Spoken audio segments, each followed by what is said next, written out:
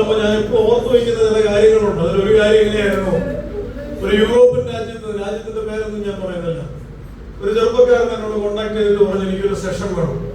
ഇങ്ങനെ സൂമിൽ ഒരു സെഷനൊക്കെ അറേഞ്ച് ചെയ്ത് ഞങ്ങളിങ്ങനെ സംസാരിച്ചപ്പോൾ വളരെ ഇൻട്രസ്റ്റിംഗ് ആയിട്ടുള്ള ഒരു കാര്യമാണ്. അല്ല പാസ്റ്ററുകളെ, ഞാൻ വന്നത് എനിക്കൊരു വലിയ പ്രശ്നം ഉണ്ടായതൊന്നുമല്ല, എനിക്കൊരു ചോദ്യമുണ്ട്, അതിന്റെ ഉത്തരം കിട്ടാൻ വേണ്ടി ഡിസ്കസ് ചെയ്യാൻ വേണ്ടി വന്നതാണ്. എന്നാണ് കാര്യം? പാസ്റ്ററുകളെ, ഞങ്ങളിവിടെ കുടിയേറി പാർത്ത കുറച്ച് ചെറുപ്പക്കാരാണ്, ഞങ്ങളെല്ലാം ജോലിക്കാരാണ്, എല്ലാവരും ചെറുപ്പക്കാരാണ്. അപ്പൊ ഞങ്ങളുടെ ചർച്ചയിലെല്ലാം ഞങ്ങളൊക്കെ ഉള്ളൂ. അപ്പം എല്ലാ ദിവസങ്ങളും രാവിലെ വൈകിട്ടും എല്ലാം ബിസി ആയതുകൊണ്ട് ഞങ്ങളൊന്നും കൂടി കാണുന്ന പോലുമില്ല. ആകെ കിട്ടുന്ന ഞായറാഴ്ചയാണ്.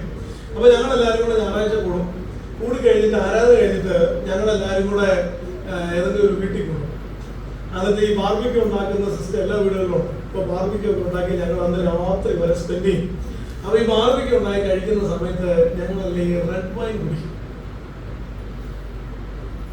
അപ്പൊ എനിക്ക് അതിനോട് താല്പര്യമില്ല. അത് അതിനകത്ത് ഇച്ചിരിയൊക്കെ ആൽക്കഹോളിക് കണ്ടന്റ് ഉണ്ടല്ലോ, അതുകൊണ്ട് എനിക്ക് അതിൽ താല്പര്യമില്ല. അപ്പൊ ഞാനിത് മാറി. അപ്പൊ ഇവരെന്നെ ഒരുമാതിരി കമ്പൽ ചെയ്യുകയും ചില പേര് വിളിക്കുകയും. അപ്പൊ ഞാൻ പിന്നെ എന്റെ ഭാര്യയോട് പറഞ്ഞു, നമുക്ക് ഇതിന് പോകണ്ട, ആരാധന നമുക്ക് വീട്ടിൽ പോകണം. ഇപ്പൊ എന്റെ ഭാര്യയും തിരിഞ്ഞു, അവക്കും പോകണം, അവക്കും കുടിക്കണം റെഡ് വൈൻ. അപ്പൊ എന്റെ ചോദ്യം, മാസങ്ങൾ ഈ റെഡ് വൈൻ കുടിക്കാൻ പ്രശ്നമാണ്, ഇത് കുടിക്കാതിരുന്നാ പറയും. ഈ ചിലത് പറയുന്നത് വേപ്പിക്കൊന്നും കുഴപ്പമില്ല, വലിക്കാതിരുന്നാലും കുഴപ്പമില്ല. ഒരു വാക്യമുണ്ട് വേദപുസ്തകത്തില്, മടിയിൽ തീ കൊണ്ടുവരണമെങ്കിൽ വെന്തു പോകാതിരിക്കുക. ഇത് രണ്ടും കൂടെ പറ്റും. തീ ആണെങ്കിൽ പൊള്ളും. അപ്പൊ ഇവരോട് ഉപദേശം കൊടുക്കണം. അപ്പൊ ഞാൻ ഇവരോട് ചോദിച്ചു, അത് ഞാൻ പറയാം, എന്റെ അഭിപ്രായം പറയാം. അതിനു മുമ്പേ നീ ഇപ്പൊ പറഞ്ഞല്ലോ നിനക്ക് പറ്റുന്നില്ല മനസ്സുകൊണ്ട്, എന്താ നിന്നെ വിലക്കുന്ന സംഭവം? Why are you not interested in God? What is preventing? What is pulling you down? അതൊന്ന് കേട്ടാ കൊള്ളാം. ഇവരെന്നോട് പറഞ്ഞെന്തായിരുന്നു, അമ്മമാരെ രണ്ട് കാതും നോക്കി കേട്ടോ. ഇവരെന്നോട് പറയേ, അതെ എന്റെ വീട്ടിലൊരു അമ്മയുണ്ട്, സദാസമയം മുട്ടയില്ല, അവിടെ നിന്നോട് കരയെ എനിക്ക് വേണ്ടി. ഞാനിവിടെ റെഡ് വൈൻ മേടിച്ച് നടന്നാലേ നല്ല അട്ടി കിട്ടും തമ്പുരാന്റെ കയ്യിൽ. അതാ ഞാൻ പറയുന്നത്, ഒരു തുള്ളി കണ്ണുനീര് തലമുറയ്ക്ക് വേണ്ടി ഒഴുക്കുന്ന മാതാവേ, നിന്റെ കുഞ്ഞിനെ തട്ടിക്കൊണ്ടുപോകാൻ ഒരു കഴിയലും പറ്റില്ല. ആ പ്രാർത്ഥന ആ കൊച്ചിന്റെ ചുറ്റും ഒരു കവചമായിട്ട് നിൽക്കുക. This is what I'm talking about. Dreaming big for the children. കുട്ടികളിലേക്ക് ഈ പറയുന്ന സ്വർഗീയമായ ദർശനങ്ങളെ വിതയ്ക്കുന്ന ഒരു പറ്റം മാതാപിതാക്കൾ. അവർക്ക് ലോകത്തിൽ ഒന്നും കരുതി വെച്ചില്ലെങ്കിലും, അവർക്ക് ലോകത്തിൽ ഒന്നും കൊടുത്തില്ലെങ്കിലും, അവർക്ക് ക്രിസ്തുവിനെ കൊടുക്കാൻ പെടുന്ന മാതാപിതാക്കൾ. അങ്ങനെയുള്ള മാതാപിതാക്കളുള്ള അവൻ തലമുറകൾ ഒരു നാളും അന്യം നിന്ന് പോകയില്ല. അതായിരുന്നു അപ്പോസ്തലനായ പൗലോസിന്റെ nature. He was searching for young people. He wanted to develop them. അവരിൽ നന്മ, സ്വർഗീയ നന്മ കാണുന്ന കാഴ്ചപ്പാട്. എന്നിട്ട് ഈ മനുഷ്യനെ കൂടെ കൂട്ടിയിട്ട് പൗലോസ് പറഞ്ഞെന്നറിയാമോ, നീ ലോകം മുഴുവനും പോകും, നിന്റെ ലോകം മുഴുവനും അറിയും, നീ എന്നെക്കാളും പ്രശസ്തനാകും, നിനക്ക് ഇഷ്ടം പോലെ പണം കിട്ടും, നീ മണിമാളികൾ പണിയുമെന്നല്ല പറഞ്ഞത്. എന്റെ കൂടെ കഷ്ടം സഹിക്കുക, ഒരു സുവിശേഷകന്റെ പ്രവർത്തി ചെയ്യുക. ഒരു കാലം വരുന്നു, കർണരസമാകുമാർ സ്വന്തം മോഹങ്ങളെ പെരുക്കാൻ ഉപദേഷ്ടാക്കന്മാരെ വർദ്ധിപ്പിക്കുന്ന ജനം വരുന്നൊരു കാലമുണ്ടാകും. അന്ന് നീ വചനം പ്രസംഗിക്കണം.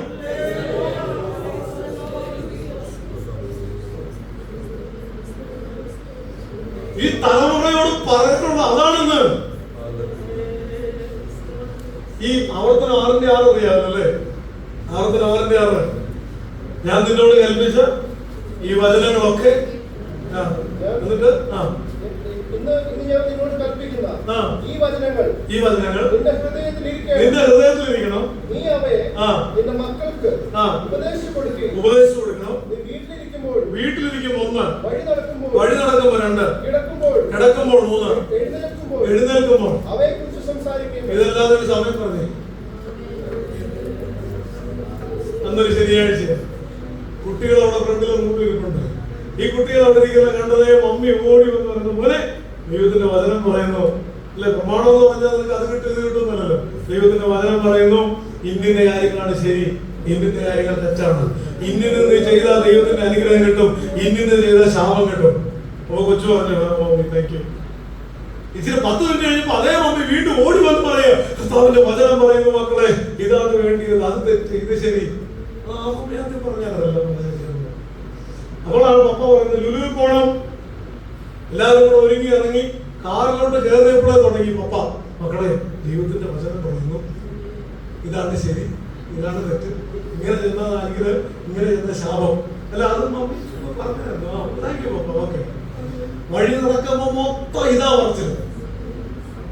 തിരിച്ച് വീട്ടിൽ വന്നിട്ട് എന്നാ പിന്നെ രാത്രി ഉറക്കാൻ നേരത്ത് ഗുഡ് നൈറ്റ് മമ്മി എന്ന് പറയല്ല, മമ്മിയും പപ്പയും കൂടെ പാഞ്ഞു വന്ന ആ ബെഡിൽ 2 സൈഡിൽ വരും. മക്കളെ ദൈവത്തിന്റെ വചനം പറയുന്നു ഇതാണ് ശരി, ഇതാണ് തെറ്റ്. ഒരു ദിവസത്തെ കാര്യം പറയുന്നത്. പിറ്റേ ദിവസം എന്നാ ഇത് തന്നെ പണി. 3-ാം ദിവസം ആവുമ്പോൾ മമ്മി വരുന്നത് കാണുമ്പോഴേ കൊച്ചു പറയും ദൈവത്തിന്റെ വചനം പറയുന്നു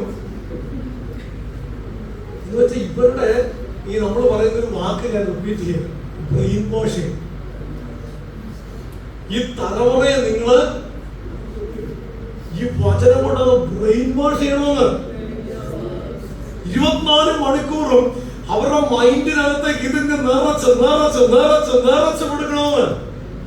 അങ്ങനെയുള്ള ഒരു തലമുറ ഒരു നാളും പിന്മാറുന്നേ പോകുന്നില്ല. ഇതായിരുന്നു ചില അമ്മമാര് ചെയ്തത് വേദവസത്തിൽ. ഒരു എക്സാമ്പിള് ശമൂവേലിന്റെ അമ്മ അല്ലേ? ശമൂവേലിന്റെ അമ്മ എന്താ ചെയ്തേ? ഇവൻ ജനിച്ചെന്ന് തൊട്ട് ഇവനോട് പറയും മോനെ അമ്മ പ്രാർത്ഥിച്ച് കരഞ്ഞു വാങ്ങിച്ചാടാ നിന്നെ. ഹല്ലേലൂയ. അവന് ആലയത്തിൽ കൊണ്ട് കൊടുത്തേക്ക് ഓരോ വർഷം അവനെ കാണാൻ ചെല്ലുമ്പോ ഒരു അങ്കി കൊണ്ട് കൊടുക്കും. ഈ അങ്കി ഇവന് കൊണ്ട് കൊടുക്കുമ്പോ അമ്മ മിക്കവാറും പറയും മോനെ എന്റെ കൈ കൊണ്ട് തുന്നിയതോ, ഇത് തുന്നിക്കൊണ്ടിരുന്ന ഓരോ നിമിഷങ്ങളിലും നിനക്ക് വേണ്ടി കരഞ്ഞു പ്രാർത്ഥിച്ച കണ്ണുനീർ ഇതിനകത്ത് നിറച്ച് വീണിട്ടുള്ളതാ. ഈ അങ്കിയെടുത്ത് ഈ കൊച്ചിടുമ്പോണ്ടല്ലോ ഈ കൊച്ചിന്റെ മനസ്സിനകത്തേക്ക് വരുന്ന ഒരു ഓറിയന്റേഷൻ ഉണ്ട്. അതാണ് ഒരു ദർശനത്തിന്റെ ഓറിയന്റേഷൻ, ഒരു കാഴ്ചപ്പാടിന്റെ ഓറിയന്റേഷൻ. ഇത് സംഭവിക്കണമെങ്കിൽ ആദ്യം നമുക്ക് മാറ്റം ഉണ്ടാകണം. ഈ കുട്ടികളുടെ മുമ്പിൽ അങ്ങോട്ടും ഇങ്ങോട്ടും പോരി വിളിക്കുന്ന അപ്പനും അമ്മയും ചെറിയ കാര്യം നിസ്സാരമായി പരിഹരിക്കുന്നതിന് പകരം നിന്നെ ഞാൻ ഡിവോഴ്സ് ചെയ്യാൻ പോവാടി ഭാര്യ, അത് ഞാൻ പണ്ടേ തീരുമാനിച്ച നാളെ തന്നെ പേപ്പർ കൊടുത്തേക്ക്. അവിടെ മാറി ഒരു കൊച്ചിരിപ്പുണ്ട്. ഞാൻ ഓർക്കുന്നുണ്ട് ഒരു VBS നടത്തിയപ്പോ ഞങ്ങളുടെ ചർച്ചിലെ കാര്യമാണ് പറഞ്ഞത്. ഇവിടെ എഡ്യൂക്കേഷൻ സമയത്ത് ഒരു കൊച്ചു നല്ല കാഴ്ചയും എനിക്കറിയാം, ഇവനെ എനിക്കറിയാം. അപ്പൊ ഞാൻ പറഞ്ഞ അടുത്ത സെഷനിൽ പതുക്കെ അടുത്ത് കൂടി ഞാൻ പറഞ്ഞു മാസ്റ്ററുകൾ നോക്കിയപ്പോ ഇങ്ങനെ മോൻ ഇത്തിരി സങ്കടപ്പെട്ടൊക്കെ നിൽക്കുന്നതാണ്. ഞാൻ ഓർക്കുമായിരുന്നു എന്നെ പറയുവാണെങ്കിൽ നമുക്ക് 2 പേർക്കും കൂടെ എന്താന്ന് വെച്ചാൽ സോൾവ് ചെയ്യാൻ പറ്റുവാണെങ്കിൽ നമുക്ക് നോക്കാലോ. അതുകൊണ്ട് ഞാൻ ചോദിച്ചാ കേട്ടോ. അഭിയം പറഞ്ഞു മാസ്റ്ററുകളെ എന്റെ പപ്പ മമ്മിയെ ഡിവോഴ്സ് ചെയ്യാൻ പോകുന്ന ഈ കപ്പിളിനെ എനിക്കറിയാം. ഭയങ്കര തമാശക്കാരാ, ഭയങ്കര ജോലി അടിച്ച് നടക്കുന്ന പാർട്ടിയാണ്, സ്ഥിരം ടൂർ പോക്കാം. അപ്പൊ അങ്ങനെ ഡിവോഴ്സ് ചെയ്യാൻ വഴിയില്ലല്ലോ. അപ്പൊ ഞാൻ പറഞ്ഞു അങ്ങനെ പറഞ്ഞോ? ആരാ പറഞ്ഞു? പപ്പ പറഞ്ഞു, മമ്മിയും തിരിച്ചു പറഞ്ഞു. ഞാൻ പറഞ്ഞു പരിഹരിക്കാമല്ലോ. ഒരു കാര്യം ചെയ്താലോ, ഞാനേ ഇന്ന് രാത്രി വീട്ടിൽ വരാം. അപ്പം നമ്മളിങ്ങനെ പറഞ്ഞുകൊണ്ടിരിക്കുന്ന കൂട്ടത്തിൽ ഞാൻ ക്ലൂ ഇട്ട് തരാം. അപ്പൊ മോൻ ഇത് എടുത്തിടാമോ? ബാക്കി ഞാൻ നോക്കിക്കോളാം. വരാൻ ചെല്ലുന്നു, കാര്യങ്ങളൊക്കെ പറഞ്ഞു. അവര് സ്വതസിദ്ധമായ ശൈലിയിൽ ചിരിച്ച് മറിഞ്ഞ് ഭയങ്കര സംഭവം ഇങ്ങനെ നല്ല അന്തരീക്ഷം നിൽക്കുന്ന സമയത്ത് ഞാൻ പറഞ്ഞു അതെ ഇവിടെ ആരോ ഡിവോഴ്സ് ചെയ്യാൻ പോകുന്നത് കേട്ടല്ലോ. അപ്പൊ ഞാൻ കൊച്ചിന്റെ നേരം നോക്കി. അപ്പൊ കൊച്ചു ഈ പറഞ്ഞ ഈ മമ്മിയോട് മമ്മി പറഞ്ഞു ഞാൻ നാളെ തന്നെ പേപ്പർ കൊടുക്കാം. ഇത് കേട്ടത് ഈ പപ്പയും മമ്മിയും കൂടെ കുത്തി പറഞ്ഞിരിക്കുക. അത് കഴിഞ്ഞപ്പോഴേക്കും മമ്മി ഓടി വന്ന് കൊച്ചിന് എന്റെ മോനെ ഞങ്ങൾ തമാശിക്കുന്നതല്ലേ, നിങ്ങൾ തമാശിച്ചോ? ഇപ്പുറത്തിരിക്കുന്ന കൊച്ചിനെ എങ്ങനെയാ കാണുന്നത് നിങ്ങൾക്ക് എല്ലാം തിരിച്ചറിവുണ്ടോ? ഈ കൊച്ചുങ്ങളുണ്ടല്ലോ ഇമോഷണൽ സ്പോഞ്ചസ് ആണ്. ഇമോഷണൽ സ്പോഞ്ചസ് ഇങ്ങനെ ഒപ്പിയെടുക്കും ഇമോഷൻസ്. നിങ്ങൾ എന്ത് കൊടുക്കുന്നത്? ഞാൻ ഈ കൊച്ചിന്റെ രീതിയിൽ സംസാരിക്കാത്തതുകൊണ്ടാണ് ഇവരൊക്കെ എന്റെ കയ്യിൽ നിന്ന് പോകുന്നത്. ഇങ്ങനെയല്ല അവരോട് മിണ്ടുന്നത്, നിങ്ങളോട് മിണ്ടുന്നതുകൊണ്ടാണ് ഇവരിങ്ങനെയൊക്കെ പോകുന്നത്. അവരെ പോകട്ടെ, കാരണം എന്റെ പ്രയോറിറ്റി ഇവിടെയാണല്ലോ. ഞാൻ പറഞ്ഞു വരുന്നത് ഇവരൊക്കെ ഉണ്ടല്ലോ, ഇവരെ ഡിഫൈൻ ചെയ്ത ഒരു വാക്ക്, ഏത് സാഹചര്യത്തിൽ ഈ കുട്ടികളെ കൊണ്ടിട്ടാലും adaptability.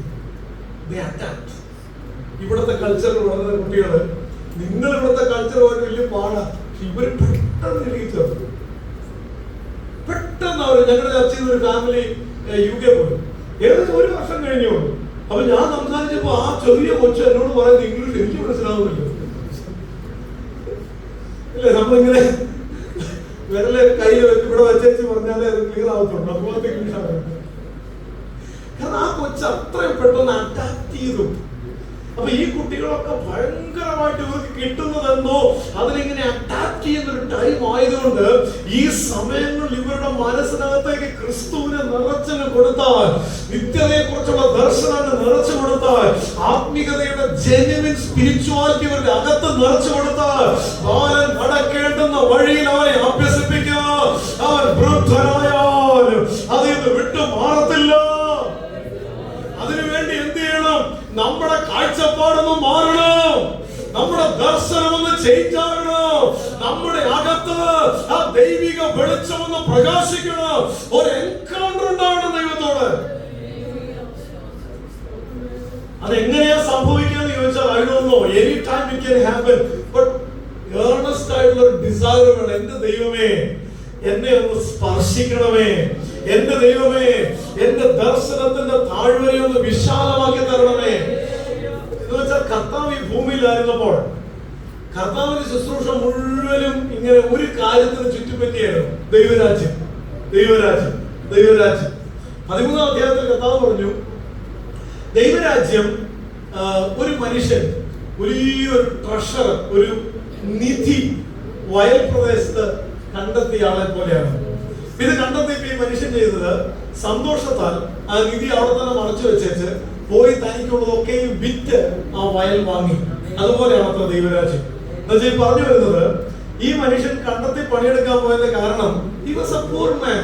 He did not have enough money to survive. അതുകൊണ്ടാണ് തൂമ്പെടുത്ത് കളിക്കാൻ പോയത്. അവിടെ ചെന്ന് പുള്ളി വർക്ക് ചെയ്തുകൊണ്ടിരുന്നപ്പോഴാണ് പുള്ളിക്ക് വലിയൊരു നിധി ഇവിടെ ഒളിഞ്ഞിരിക്കുന്നത് മനസ്സിലായത്. And then because he was a righteous man, he didn't want to steal it. അപ്പൊ പുള്ളി നേരെ ചെയ്തത്, ഈ കണ്ടത്തിന്റെ ഉടമസ്ഥന്റെ വീട്ടിൽ ചെന്ന് ചോദിച്ചു, ഇത് വിൽക്കുന്നോ, ഞാനിത് വാങ്ങിച്ചോളാം, നിങ്ങൾ പറയുന്ന എമൗണ്ട് തന്നോ. അപ്പൊ ഈ മനുഷ്യൻ എന്ത് തിരിച്ചു പറഞ്ഞു, എടാ നീ പട്ടി പാവം പൈസ ഇല്ലാത്തവൻ എന്റെ കണ്ടത്തിൽ കിളയ്ക്കാൻ വന്നിട്ട് ഇപ്പൊ എന്റെ കണ്ടം നീ വാങ്ങിക്കാൻ പോകും. വെയിലടിച്ചപ്പോ നിനക്ക് വല്ല പ്രശ്നം ഉണ്ടായിരുന്നു ഇല്ല, കൂടുതൽ സംസാരിക്കാൻ ലഭിക്കുന്നുണ്ടെങ്കിൽ പറയാൻ ഞാൻ വാങ്ങിച്ചോ. എന്നാ ഒരു കാര്യം ചെയ്യും, അതിന് 2 ലക്ഷം രൂപ കിട്ടത്തുള്ളൂ.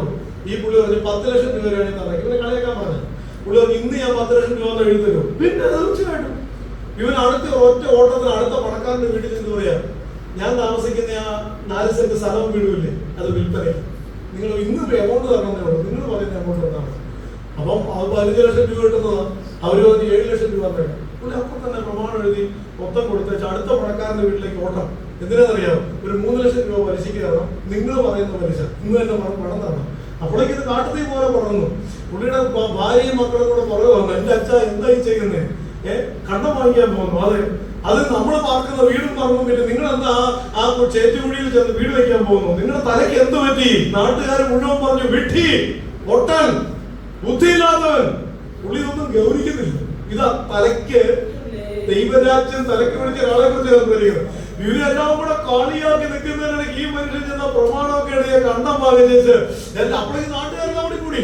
ഈ രസകരമായ കാഴ്ചയാണ്, ഈ മരുന്ന് ആ കണ്ടത്തിലോട്ട് ഇറങ്ങി ചെന്ന കറക്റ്റ് സ്പോട്ടിൽ കുഴിച്ചേച്ച് ആ നിധി ഇങ്ങോട്ട് എടുത്തു. ഇപ്പൊ നിധി പുള്ളിയുടെ ആണ്, കാരണം കണ്ട പുള്ളിയുടെ അല്ലേ. അപ്പൊ ഇതെടുത്ത് പുള്ളി തലയിലോട്ട് വെച്ചിട്ട് ഈ കോടിക്കണക്കിന് രൂപ വില മതിക്കുന്ന നിധി ഇങ്ങനെ തലയിൽ വെച്ചിട്ട് നടന്നു വരുന്നൊരു വരവുണ്ട്. ഈ നിന്ന് ആൾക്കാർ മുഴുവൻ പറഞ്ഞു, ഇവനാണ് ബുദ്ധിമാൻ, ഇവനാണ് ബുദ്ധിമാൻ, ഇവനാണ് വിവേകമുള്ളയാള്, ഇവനാണ് ജീവിക്കാൻ പഠിച്ചയാള്, ഇവനാണ് ജീവിതത്തിൽ അർത്ഥം കണ്ടെത്തിയാള്. എന്നോട് ചോദിച്ചിട്ടുണ്ട് പലരും സുവിശേഷത്തിലേക്ക് ഇറങ്ങിയപ്പോ, എടാ നീ ഇന്ന് വീട്ടിൽ ഇന്നാരുടെ മോനല്ലേ, നീ ഉപദേശിക്കാൻ പഠിക്കുമോ? ഇതേ കാര്യം അറിയാമോ? അവർക്ക് ഇതെന്നെ ഒരു ക്ലൂ ഇല്ല. ചിലപ്പോ ഞാനൊക്കെ എന്റെ മക്കളെ പഠിപ്പിക്കാനും എന്റെ മക്കളുടെ ഭാവിയും എന്റെ ജീവിതത്തിന്റെ നിലവാരവും ഒന്നും എന്റെ കൂടെ പഠിച്ച പലരുടെ ലെവലിൽ ഒപ്പിച്ച് വരുന്നില്ലായിരിക്കാം. Never mind. You know why? That day is coming. ഇവിടത്തെ ആയുസ് എന്ന് പറയുന്നത് നമ്മളിവിടെ സ്ഥിരതാമസക്കാരല്ല. 70 ഏറെയായാൽ 80 മാത്രം. അതിന്റെ പ്രതാപം ദുഃഖവും പ്രയാസവും അത്രേ. അത് വേഗം തീരുകയോ നാം പറന്നു പോവുകയും ചെയ്യൂ. നാം അവിടെ ചെന്ന് കഴിയുമ്പോൾ നാം നേടിയതെന്തെന്നറിയൂ. ലോകം വെറുത്തതിന്റെ വില അന്ന് നമ്മൾ അറിയൂ. നിത്യതയുടെ ദർശനം പ്രാപിച്ചവർക്ക് ത്യാഗമെടുക്കാൻ പറ്റൂ. കർത്താവിന് വേണ്ടി എന്തെങ്കിലും ചെയ്യാൻ പറ്റൂ. നമ്മുടെ അവൻ ചിന്താമണ്ഡലത്തിന്റെ അതിര് വിശാലപ്പെടട്ടെ. ആദ്യം സംഭവിക്കേണ്ടത് നിന്റെ നിർവ്യാജ വിശ്വാസ നിമിത്തം ഞാൻ ദൈവത്തിന് സ്തോത്രം ചെയ്യുന്നു എന്ന് പറഞ്ഞിട്ടുണ്ടെങ്കിൽ ഇത് ആദ്യം നിന്റെ വല്യമ്മ ലോവീസിലും നിന്റെ അമ്മ യുനീക്കിയിലും ഉണ്ടായിരുന്നു.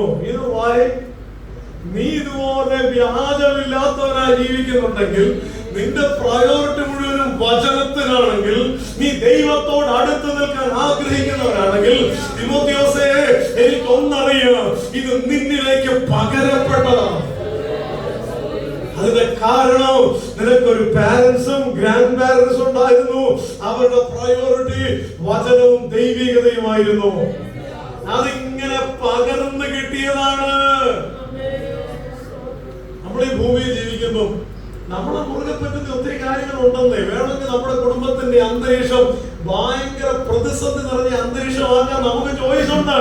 വേണമെങ്കിൽ എന്ത് ചെയ്യാം? ഞാൻ ഈ കഴിഞ്ഞിടയ്ക്ക് കേട്ടതുപോലെ മൂത്ത കൊച്ച് നഴ്സിംഗിന് പഠിക്കുക. അപ്പൊ ഇവരുടെ പ്രായം ഊഹിച്ചു.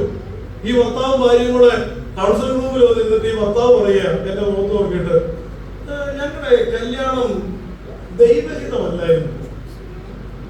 അതിന്റെ കുഴച്ചിലാണ്. അപ്പൊ ഞാനും ഷോക്കായി പോയി. എന്താ ഇങ്ങനെ പറയുന്നത്? അവൻ പുള്ളി പറയാ, ഒരാളോട് പ്രാർത്ഥിക്കാൻ പറഞ്ഞപ്പോ ആള് പറഞ്ഞായിരുന്നു ഇരുട്ട് കാണുന്നു. പക്ഷെ ഇവിടെ കണ്ടപ്പോ ഇവിടെ സൗന്ദര്യത്തിൽ മയങ്ങി പോയത് കൊണ്ട് ഞാൻ പിന്നെ ഒന്നും നോക്കിയില്ല, കെട്ടി. ഇപ്പോഴാണ് മനസ്സിലായ ദൈവികതമല്ലായിരുന്നു. അപ്പൊ ഞാൻ ആ ഭാര്യയുടെ മുഖത്തേക്ക് നോക്കി.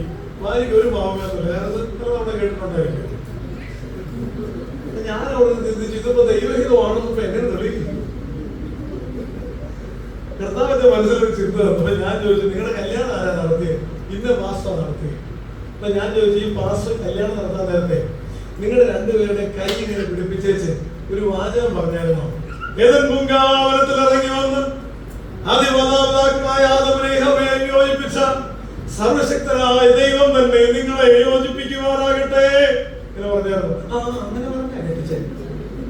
അപ്പൊ എന്താ സത്യത്തിൽ അവിടെ നടന്നേ? ദൈവം ഏതൻ പൂങ്കാവനത്തിൽ ഇറങ്ങി വന്ന ദൈവം, അതേ ദൈവം ആ സ്റ്റേജിൽ നേരിട്ട് ഇറങ്ങി വന്ന് നിങ്ങളെ രണ്ടുപേരെയും ഭാര്യ ഭർത്താക്കന്മാരാക്കിയെന്നല്ലേ ഈ പറഞ്ഞത്? ഓ അങ്ങനെയാണല്ലേ, ശരിയാ. അതിനെയാണോ ദൈവികത അല്ലെന്നൊക്കെ പറഞ്ഞേ? അങ്ങനെ ചിന്തിക്കണമല്ലേ? ഇനി അതും പോട്ടെ. ഇച്ചിരി കഴിഞ്ഞ് പ്രതിജ്ഞാവാചകങ്ങൾ പറഞ്ഞു കഴിഞ്ഞാൽ പറഞ്ഞില്ലേ ഇതേ പാസ്റ്റർ, ത്രിയേകദൈവവും തന്റെ ദൂതന്മാരും ഈ വിശുദ്ധ സഭയും ഈ ഉഭയസംഭവത്തിന് സാക്ഷികളാകുന്നു. ദൈവം നേരിട്ടിറങ്ങി വന്ന് നടത്തിയ കല്യാണം, സഭയും ദൂതന്മാരും ഉൾപ്പെടെ സാക്ഷി നിന്നത് ദൈവഹിതമല്ലെന്ന് പറഞ്ഞാൽ തമ്പുരാൻ വെറുതെ വിടും. അപ്പൊ ചിലരൊക്കെ ചോദിക്കണമെന്നുണ്ട്, ഇങ്ങനെ ഇറക്കുന്നത് ഞാൻ കണ്ടു. അങ്ങനെയാണെങ്കിൽ ദൈവത്തിന്റെ ഹിതം ജീവിതകാലം മുഴുവൻ ഇതിനെ ചോദിച്ചോണ്ട് നല്ല ചോദിച്ചു. മനസ്സിലായി? ശരിയാണ്, തമ്പുരാൻ യോജിപ്പിക്കുമ്പോ അങ്ങനെയാണ്. നിങ്ങൾ ഏതൊത്തോട്ടത്തിലേക്കൊന്ന് പോയി അവിടെ ആദാമിന് തക്ക തുണയെ ഉണ്ടാക്കി കൊടുക്കാൻ ദൈവം തീരുമാനിച്ചപ്പം പേപ്പർ എടുത്ത് ചോദിച്ചു ആദാമിനോട്, മോനെ പറ എങ്ങനെയുള്ള ഒരെണ്ണത്തിനെ വേണ്ടിയത്? പൊക്കം വേണോ അതോ മീഡിയം മതിയോ? നീണ്ട മുടി വേണോ ചുരുണ്ട എന്ന് ചോദിച്ചോ? മൂക്ക് നീണ്ടിരിക്കണോ വളഞ്ഞിരിക്കണോ ചോദിച്ചോ? ദൈവം പറഞ്ഞു, മക്കളെ നീ ഉറങ്ങിക്കോ. നീ കൂർക്കം വലിച്ചുറങ്ങാതെ അതും പോരാ, ബോധം അനസ്തേഷ്യ. കാരണം ഇതിന്റെ ഇടയ്ക്ക് വല്ല ഉണർന്നു പോയാൽ സമ്മതിക്കില്ല. എന്നെ ഈ കാണിച്ചു വെച്ചേക്കുന്നില്ല, അത് ദൈവത്തിന് പണ്ടേ അറിയാം. അപ്പൊ അതുകൊണ്ട് ദൈവം പറഞ്ഞു, നീ ഉറങ്ങിക്കോ, ഞാന് എന്റെ ഇഷ്ടത്തിന് ഒരാളെ സൃഷ്ടിച്ച് അങ്ങോട്ട് തരും, നീ എന്ത് ചെയ്യണം? സ്വീകരിച്ചോ. അത് തന്നെ പുള്ളി ചെയ്തത്. പുള്ളി ഉണർന്നെഴുന്നേറ്റ് കണ്ടിട്ട് എന്നാ പറഞ്ഞെന്നറിയാം? ഇതിപ്പോൾ എന്റെ അസ്ഥിയിൽ നിന്ന് അസ്ഥിയും എന്റെ മാംസത്തിൽ നിന്ന് മാംസവുമാകുന്നു, ഇവിടെ നരൽ എടുത്തിരിക്കാൻ ഇവൾക്ക്. അതൊരു കവിതയാണ്. ഇംഗ്ലീഷ് ബൈബിൾ നോക്കിയോ, പോയട്രി ആയിട്ട് എഴുതിയിരിക്കുന്നത്. അപ്പൊ ഏറ്റവും ഭംഗിയുള്ള മനോഹരമായ അന്തരീക്ഷത്തിലെ പോയട്രി വരും. അല്ലാതെ ദുബായിൽ നിന്ന് ഷാർജയിലേക്ക് ട്രാഫിക് ബ്ലോക്ക് എടുക്കുമ്പോൾ പോയട്രി വരുമോ?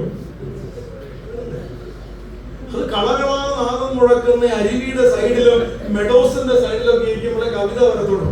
അപ്പൊ ആ മനുഷ്യന്റെ മനസ്സ് അത്രയും കുളിർമ തോന്നി ജീവിതത്തിൽ ആദ്യമായിട്ട് ജീവിത പങ്കാളിയെ കണ്ടപ്പോ. അപ്പൊ എന്തൊക്കെയാ വിളിച്ചു പറഞ്ഞെന്നറിയാവോ? എന്റെ കരളാണ്, എന്റെ ചങ്കാണെന്നൊക്കെ പറയത്തില്ല. കുടുംബജീവിതത്തിന്റെ ആദ്യ നാളുകൾ എന്തൊക്കെയായിരുന്നു വിളിച്ചാൽ ഇപ്പൊ എന്നെ വിളിക്കുന്നത് 12 വാക്യം കഴിഞ്ഞോളൂ, ഭാഷയൊക്കെ മാറി. ഈ മനുഷ്യൻ പറയാ, നീ എന്റെ കൂടെ ഇരിക്കാൻ തന്ന ഈ ചങ്കല്ല സ്ത്രീ. ഇതിന്റെ ഇടയ്ക്ക് എന്താ പറ്റി? അതിന്റെ ഇടയ്ക്ക് ആപ്പിള് തിന്നാൻ പോയി. അതിനൊന്നും അവിടെ എഴുതില്ല കേട്ടോ, ആപ്പിളാണെന്ന് എഴുതില്ല. പക്ഷെ ആപ്പിള് പറ്റും. അതാ ഇപ്പോഴും ആപ്പിള് തന്നെ ഈ പ്രശ്നം. കടിച്ചതിന്റെ ബാക്കിയെന്നല്ലോ തുടങ്ങി. ദൂരെ കുടുംബങ്ങളെ തകരുന്നുണ്ട്. പക്ഷെ നമ്മൾ അറിയുന്നില്ല ഈ തകർച്ച മുഴുവനും റിഫ്ലക്ട് ചെയ്യുന്ന ഒരു തലമുറയിലേക്ക്. ചില കുട്ടികളൊക്കെ എന്നോട് പറയാറുണ്ട്, നീ കല്യാണം കഴിക്കാൻ ആഗ്രഹമില്ല. എന്നെ പറ്റി? ഇതാണ് കല്യാണമെങ്കിൽ എത്തിനായി കല്യാണം കഴിക്കുന്നത്? എന്റെ അപ്പനെ അമ്മയെ നോക്കി കഴിയുമ്പോൾ എനിക്ക് കല്യാണം കഴിക്കാൻ പോലും തോന്നുന്നില്ല. ഡിഫറൻസസ് ഇല്ലാഞ്ഞിട്ടല്ലെന്നേ, ദൈവം യോജിപ്പിച്ചപ്പോ ആ എല്ലാ ബലഹീനതയോടെ തന്നെ യോജിപ്പിച്ച് അതായിരുന്നു ദൈവത്തിന്റെ ഹിതം. ഒരാളുടെ സ്വഭാവം 8 മണിക്ക് വീട്ടിൽ നിന്ന് ഇറങ്ങണമെങ്കിൽ 7:45 കൊണ്ട് ഹോണടി തുടങ്ങും. അടുത്തയാളുടെ സ്വഭാവം 8 മണിക്ക് വീട്ടിൽ നിന്ന് ഇറങ്ങണമെങ്കിൽ 8 മണിക്ക് കറി ഇളക്കുന്നേ ഉള്ളൂ. ഒരാളുടെ സ്വഭാവം എന്ന് പറഞ്ഞാൽ എല്ലാം അടുക്കും ചിട്ടാന്ന് പറഞ്ഞാൽ അലക്കാനുള്ള തുണി ഇവിടെ തന്നെ ഇട്ടേക്കണം, മൊബൈൽ ഫോൺ വെക്കേണ്ട സ്ഥലം ഇതാന്ന് പറഞ്ഞുകൊണ്ട് ഭാര്യയുണ്ട്. അങ്ങനെയുള്ള ഭാര്യയ്ക്ക് ദൈവം ഒരു ഭർത്താവിനെ കൊടുക്കും. ഇങ്ങോട്ട് കയറി വരുന്നേ കാണാം, ഷർട്ട് താണ്ട് കട്ടിലേക്ക് കിടക്കുന്നു, ബനിയൻ താഴെ കിടക്കുന്നു. ഇതെന്താ കർത്താവ് ഇങ്ങനെയെന്ന് ചോദിച്ചാൽ അത് ദൈവം അങ്ങനെ ഒരു ഡിഫറൻസസ് അത് വെച്ചിരിക്കുന്ന. ഒരാൾക്ക് ഇല്ലാത്ത ആൾക്കാർക്ക് കൊടുത്തു. ഒരാൾക്ക് ഈ സ്വഭാവം ഇല്ല, ആൾക്കാർക്ക് ഇഷ്ടം പോലെ, എന്നാലേ കോംപ്ലിമെന്റ് ചെയ്യാൻ പറ്റൂ. ഞാൻ ഒരു കാര്യം കൂടെ പറയാം. ഒരു ദിവസം എന്റെ ഒരു വീട്ടില് സംസാരിക്കാൻ വിളിച്ചത്. അവരെന്നോട് പറയുന്നത്, പാസ്റ്ററെ നിങ്ങൾ കൗൺസിലർ അല്ലേ, നിങ്ങൾ ഇവിടെ ഈ കുടുംബത്തോട് സംസാരിക്കില്ല, ഇവിടെ കൂട്ട ആത്മഹത്യയാണ്. ഞാൻ എന്നാ പറ്റി? ഇവിടുത്തെ വിഷയം എന്ന് വെച്ചാൽ ഭാര്യയ്ക്ക് മാനസിക രോഗമാണ്, 2 ആൺമക്കളുണ്ട്, അവർക്ക് 2 പേർക്ക് ഓട്ടിസമാണ്. ആ പെങ്കൊച്ചിന് കുഴപ്പമില്ല, പക്ഷെ ആ പെങ്കൊച്ചിനെ കെട്ടിച്ചു വിട്ടെടുത്ത പ്രശ്നമായതുകൊണ്ട് ആ കൊച്ചിപ്പ് തിരിച്ച് വീട്ടിൽ വന്ന് നിൽക്കുക. മിക്കവാറും എല്ലാത്തിനും വിഷം കൊടുത്ത് ആ പുള്ളി ആത്മഹത്യ ചെയ്യും. അതുകൊണ്ട് പെട്ടെന്ന് വന്ന് അവരെ സംസാരിക്കണം. അപ്പൊ ഞാൻ ചെന്നു. അപ്പൊ ഞാൻ ചെല്ലുമ്പോ ഞാന് ആശ്വസിപ്പിക്കാനും സംസാരിക്കാനും തുടങ്ങി. ഞാനിങ്ങനെ പറയുകയാണ്, നമ്മുടെ ജീവിതത്തിൽ ചിലപ്പോഴൊക്കെ നടക്കുന്ന ചില കാര്യങ്ങളൊക്കെ നമുക്കൊരു ക്ലൂവും കിട്ടത്തില്ല, എന്താ ഇങ്ങനെയൊക്കെ എന്നൊക്കെ നമുക്ക് തോന്നുന്നതൊക്കെ പറഞ്ഞ് ഇങ്ങനെ സ്റ്റാർട്ടിങ് ഇട്ടതേ ഉള്ളൂ. ഈ മനുഷ്യൻ എന്നോട് പറയാ, പാസ്റ്ററെ പറഞ്ഞ ചോദ്യങ്ങളൊക്കെ എനിക്ക് ആദ്യം ഉണ്ടായിരുന്നു. ഞാൻ ദൈവത്തോട് പലതവണ ഇതൊക്കെ ചോദിച്ചിട്ടുണ്ട്. പക്ഷെ കുറെ മുന്നോട്ട് പോയി കഴിഞ്ഞപ്പോ എനിക്കിതിനൊരു ഉത്തരം കിട്ടി പാസ്റ്റർ. അത് കഴിഞ്ഞ് ഞാനിത് ക്ലിയർ ആയി. അപ്പൊ ഞാൻ ചോദിച്ചു, എന്ത് ഉത്തരവാണ് കിട്ടിയത്? എനിക്കും കൂടെ അത് കേട്ടാൽ കൊള്ളാറുണ്ട്. എന്നോട് പറഞ്ഞു, ഞാൻ ഈ ചോദ്യം ദൈവത്തോട് ഒത്തിരി ചോദിച്ചു, എനിക്ക് മാത്രം എന്തിനാ ഇങ്ങനെ ഒരു സാഹചര്യം തന്നത്? ഇതിന്റെ മറുപടിയായിട്ട് ഒരിക്കൽ കർത്താവ് എന്നോട് പറഞ്ഞു, ഈ ലോകത്തിൽ മാനസിക രോഗമുള്ള ഒരു പെൺകുട്ടിക്ക് ഒരു കുടുംബജീവിതം വേണമെന്ന് ഞാൻ തീരുമാനിച്ചു. സ്വർഗത്തിലെ ദൈവം തീരുമാനിച്ചു. ഈ ലോകത്തിൽ ഓട്ടിസ്റ്റിക് ആയിട്ടുള്ള 2 കുട്ടികൾ ജീവിക്കണമെന്ന് ഞാൻ തീരുമാനിച്ചു സ്വർഗത്തിൽ നിന്ന്. ഇതിന് 3നും പറ്റിയ ഒരാളെ ഞാൻ അന്വേഷിച്ച് നിന്നെ കണ്ടപ്പോൾ നിന്നെ ഈ ദൗത്യത്തിന് വേണ്ടി ഞാൻ നിയോഗിച്ചെന്ന് പറഞ്ഞു. എനിക്കറിയാം ചില വിഷയങ്ങളൊന്നും പരിഹരിക്കാൻ പറ്റുന്ന ഈസി കാര്യമൊന്നുമല്ല. ചില ബലഹീനതകളൊന്നും നമ്മൾ ഈ ചിന്തിക്കുന്ന പോലെ ഒന്നും മാറ്റാൻ ഒക്കില്ല. കുടുംബ ജീവിതത്തിനകത്ത് അത്തരം പ്രതിസന്ധികൾ ദൈവം അനുവദിച്ചിട്ടുണ്ടെങ്കിൽ അതിന്റെ അർത്ഥം അങ്ങനെ ഒരാൾക്കൊരു കുടുംബ ജീവിതം വേണമെന്ന് തമ്പുരാൻ നിശ്ചയിച്ചു. അതിനുവേണ്ടി ഈ ജീവിത പങ്കാളിയെ ദൈവം തെരഞ്ഞെടുത്തു. ഈ മനുഷ്യൻ അടുത്ത് എന്നോട് പറയാ, പാസ്റ്ററെ ഞാൻ ഇപ്പൊ ചെയ്തുകൊണ്ടിരിക്കുന്ന മിനിസ്ട്രിയാണെന്ന്. ഹല്ലേലൂയ. നമ്മുടെ കുടുംബങ്ങൾക്കകത്ത് നിന്ന് പ്രാർത്ഥനയുടെ ശബ്ദം ഉയരട്ടെ. നമ്മുടെ കുടുംബങ്ങൾക്കകത്ത് നിന്ന് ദൈവീകത ഉയരട്ടെ. നമ്മുടെ ടെലിവിഷനിൽ നിന്ന് സിനിമയുടെ ശബ്ദം കേൾക്കാതിരിക്കട്ടെ. അടിയും തല്ലും വയലൻസും നമ്മുടെ ടിവിക്കകത്ത് സ്ഥിരം കാണുന്ന ഒരു അവസ്ഥ ഉണ്ടാകാതിരിക്കട്ടെ. നമ്മുടെ വീട്ടിനകത്ത് ഉയർന്നു കേൾക്കുന്നത് ദൈവികതയും ദൈവിക സ്തുതികളുമാകട്ടെ. അങ്ങനെയാകുമ്പോൾ അവിടെ ഒരു തലമുറ രൂപപ്പെടും. തിമോത്തിയോസിനെ പോലെ ദൈവത്തിന് വേണ്ടി നിർവ്യോജ വിശ്വാസം സൂക്ഷിക്കുന്ന ഒരു തലമുറ. അങ്ങനെ ഒരു തലമുറയെ രൂപപ്പെടുത്താൻ ഒരു ലോബീസ് ഉണ്ട്, ഉണ്ടാകും, ഒരു യൂണിറ്റി ഉണ്ടാകും. ഇതിനകത്തിരിക്കുന്ന ഓരോ കുടുംബങ്ങളെ കുറിച്ചും ദൈവം തമ്പുരാന് വലിയ ആഗ്രഹങ്ങളുണ്ട്. ഈ ഇരിക്കുന്ന തലമുറകളെ കുറിച്ച് ദൈവം തമ്പുരാന് വലിയ ആഗ്രഹമുണ്ട്. അവർ ഓരോരുത്തരും ദൈവികമായി വളർന്നു വരണമെന്ന്, അവരിലൂടെയൊക്കെ ഒരു റിവൈവലിലൂടെ സംഭവിക്കണമെന്ന് ദൈവത്തിന് ആഗ്രഹമുണ്ട്.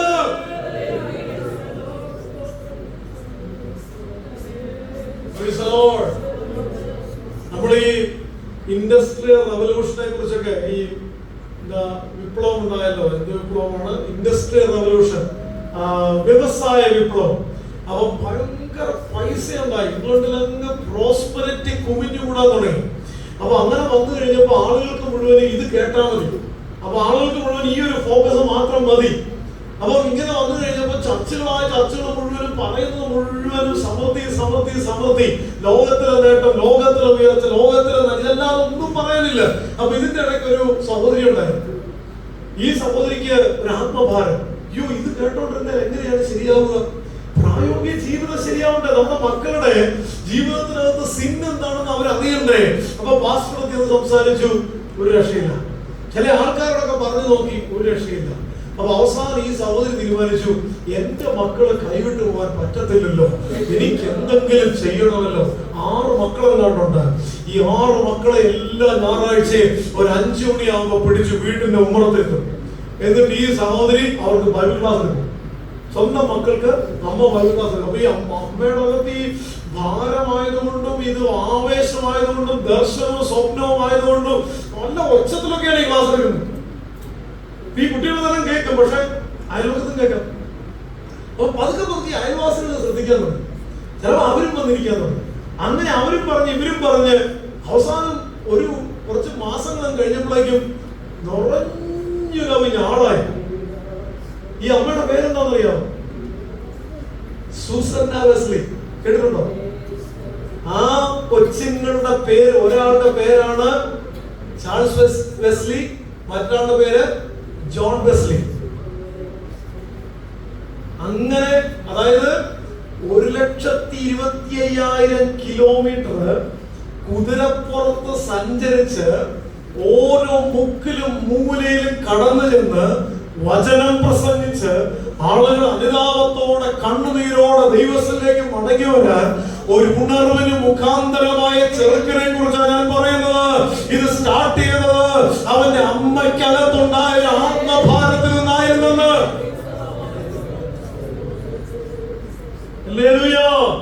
ഇത് അകത്തൊരു ഭാരമായി നിറഞ്ഞു കഴിഞ്ഞാൽ ഇതിങ്ങനെ നമ്മളെ അങ്ങ് ഡിസ്റ്റർബ് ചെയ്യാൻ തുടങ്ങും. നമ്മൾ കാണുന്നത് മുഴുവനും ഈ ആത്മഭാരത്തിന്റെ വെളിച്ചത്തിലാകാൻ തുടങ്ങും.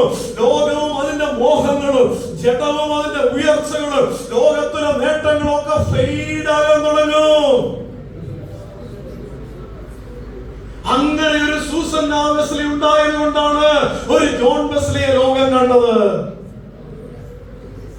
അതാ ഈ വേദഭാഗം പറയുന്നത്, ഒരു ലോവീസ് ഉണ്ടായിരുന്നത് കൊണ്ടാണ് ഒരു യുനീക്ക ഉണ്ടായത്. ഒരു യുനീക്ക ഉണ്ടായത് കൊണ്ടാണ് ഒരു തിമോത്തിയോസ് ഉണ്ടായത്. എന്താണ് ഇന്റൻഷണൽ ആയിട്ട് നമ്മുടെ തലമുറയിലേക്ക് കൈമാറ്റം ചെയ്യാൻ നമുക്കുള്ളത്? ലോകവും പാപവും പിശാചും പണ്ട് ഇസ്രായേലിൽ സംഭവിച്ചതുപോലെ ഒരു തലമുറയെ തന്നെ നദിയിലെറിഞ്ഞ് കൊല്ലുന്ന ഒരു കാലം ഉണ്ടായിരുന്നില്ലേ? എന്നുവെച്ചാൽ ഈ ജനറേഷൻ ഇവിടെ തീരണം, ഇനി അങ്ങോട്ട് ഇതിനൊരു കണ്ടിന്യൂവേഷൻ വേണ്ടെന്ന് അവര് തീരുമാനമെടുത്ത സമയം ഇസ്രായേലില്. എന്നിട്ട് സംഭവിച്ചെന്താ? തലമുറകളെ ഓരോന്നിനെ നൈൽ നദിയിൽ എറിഞ്ഞ് കൊന്നു തുടങ്ങി. എപ്പോഴാണെന്നറിയാമോ? പുറപ്പെടലിന്റെ കാലം അടുത്തപ്പോൾ തലമുറയെ ഉന്നം വെച്ച് വിശ്വാസത്തിൽ നിന്ന് അവര് നദിയിൽ എറിഞ്ഞ് കളയുന്നത് പോലെ തകർത്ത് കളയുന്ന ഒരു കാലം എന്ന് പറയുന്ന കാലത്തിന്റെ പേര് പുറപ്പെടലിന്റെ സമയം അടുത്തിരിക്കുന്ന കാലം. 400 സംവത്സരം നിന്റെ സന്തതി സ്വന്തമല്ലാത്ത ദേശത്തെ പ്രവാസികളായിരിക്കുമെന്ന് അബ്രഹാമിനോട് ദൈവം ഉൽപ്പത്തി പുസ്തകത്തിലേ പറഞ്ഞിരുന്നു. അങ്ങനെയാണ് ഇവര് പ്രവാസികളായിരിക്കുന്നത്. അപ്പൊ ഇവര് 400 സംവത്സരത്തിന് ശേഷം ഇവര് മഹാശക്തിയോടെ ഇവരൊരു വലിയ കൂട്ടമായിട്ട് അവിടെ നിന്ന് പുറപ്പെട്ടു പോകുമെന്ന് അബ്രഹാമിനോട് ദൈവം ഇതൊക്കെ ആരോർക്കാൻ? പുറപ്പെടലിന്റെ കാലത്തെ കുറിച്ചും പുറപ്പെടലിന്റെ സന്ദേശത്തെ കുറിച്ചും ആർക്ക് വേണം?